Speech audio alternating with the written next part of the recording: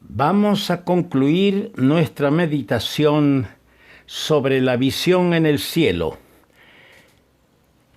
leyendo esta vez el capítulo 7 de Apocalipsis, y vamos a leer desde el versículo 17 hasta el final. Después de esto miré, y he aquí una gran multitud, la cual nadie podía contar, de todas naciones y tribus y pueblos y lenguas, que estaban delante del trono y en la presencia del Cordero, vestidos de ropas blancas y con palmas en las manos, y clamaban a gran voz diciendo: La salvación pertenece a nuestro Dios, que está sentado en el trono, y al Cordero. Y todos los ángeles estaban en pie alrededor del trono, y de los ancianos, y de los 4 seres vivientes, y se postraron sobre sus rostros delante del trono, y adoraron a Dios, diciendo: Amén. La bendición y la gloria y la sabiduría y la acción de gracias y la honra y el poder y la fortaleza sean a nuestro Dios por los siglos de los siglos. Amén. Entonces uno de los ancianos habló diciéndome: Estos que están vestidos de ropas blancas, ¿quiénes son y de dónde han venido? Yo le dije: Señor, tú lo sabes. Y él me dijo: Estos son los que han salido de la gran tribulación y han lavado sus ropas y las han emblanquecido en la sangre del Cordero. Por esto están delante del trono de Dios y le sirven día y noche en su templo. Y el que está sentado sobre el trono extenderá su tabernáculo sobre ellos. Ya no tendrán hambre ni sed, y el sol no caerá más sobre ellos, ni calor alguno. Porque el Cordero que está en medio del trono los pastoreará y los guiará a fuentes de agua de vida, y Dios enjugará toda lágrima de los ojos de ellos. Que nuestro Señor bendiga la palabra. En el capítulo 24 de Mateo, un capítulo íntegramente profético de acontecimientos y eventos que van a suceder en el periodo denominado la tribulación, que es el cumplimiento de la semana 70 de la profecía de Daniel 9:27. Allí el Señor dijo estas palabras que muchas veces son tergiversadas y colocadas fuera de lugar, es decir, en el tiempo que no corresponde. Y será predicado este evangelio del reino en todo el mundo. No es el evangelio de la gracia. El evangelio del reino dejó de ser predicado. Fue predicado por Juan Bautista, por el Señor, por los apóstoles. Pero cuando el Señor fue rechazado como el rey de ese reino que se anunciaba el evangelio del reino, entonces se empezó a predicar el evangelio de la gracia, y el evangelio del reino sufrió un paréntesis. Volverá a ser predicado después que la iglesia sea arrebatada al cielo. Ya no se predicará el evangelio de la gracia, sino el evangelio del reino. Y dice: será predicado en todo el mundo para testimonio a todas las naciones. Ahora sí, vamos a ver el resultado de la prédica de ese evangelio. La gran multitud que aparece en el pasaje leído hoy. Antes de que se desaten los 4 vientos sobre la tierra, como dice el versículo 1, con ellos, el desate de esos vientos, de esos 4 vientos, el daño, porque con ellos se desatan los vientos y viene el daño sobre la tierra.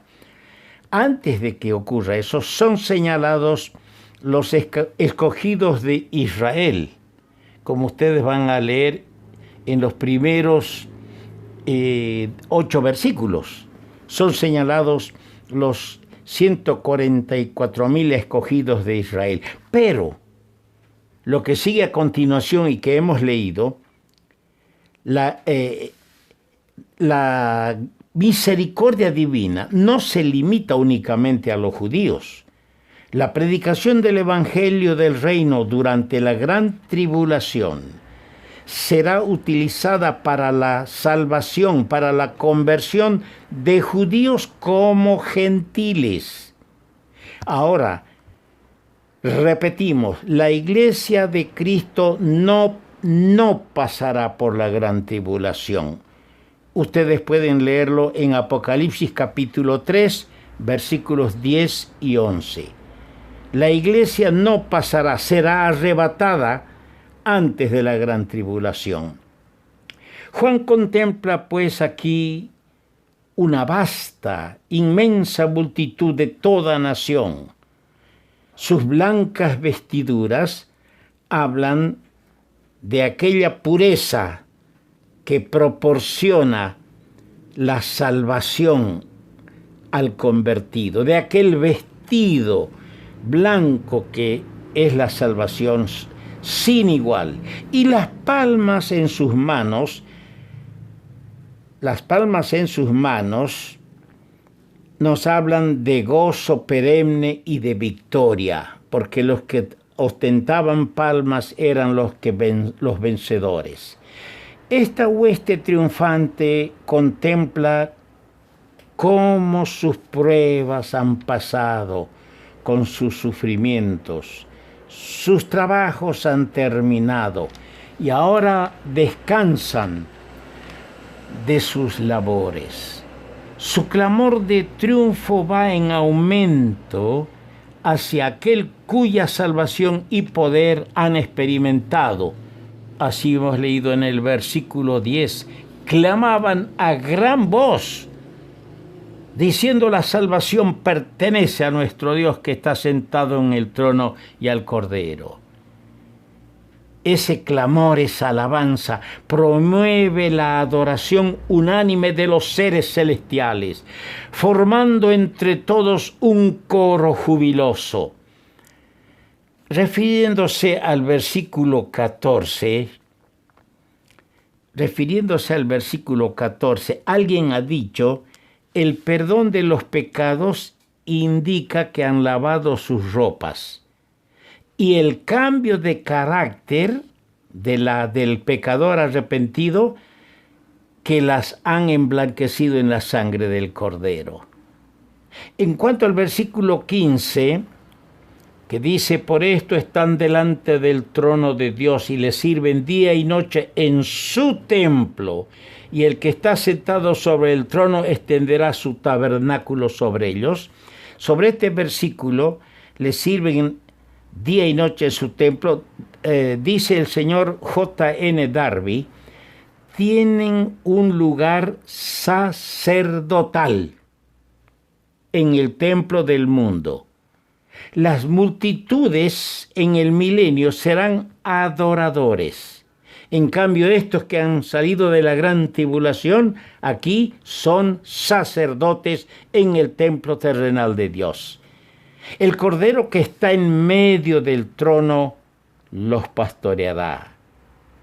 Durante su viaje por el desierto, Israel estuvo bajo la sombra de una nube que distinguía la presencia de Jehová, protegiéndoles del ardor del sol y conduciéndoles de noche. Así sucederá con estos santos de quienes hemos leído hoy. Estarán bajo el cuidado y protección del Todopoderoso. Cesarán para ellos las privaciones y sufrimientos terrenales, y Dios mismo limpiará toda lágrima. Como lo hará con la iglesia, la esposa del Cordero. Cuánta maravilla encierra esta visión en el cielo. Qué escena más gratificante para el redimido. Saber que sus labios imperfectos un día en el cielo van a entonar un nuevo cántico en un estado de perfección, dándole honra y gloria al Dios Todopoderoso, Creador del cielo y de la tierra, y a aquel que murió por nosotros, que es digno de toda honra y de toda gloria, por los siglos de los siglos. A Él sea la gloria.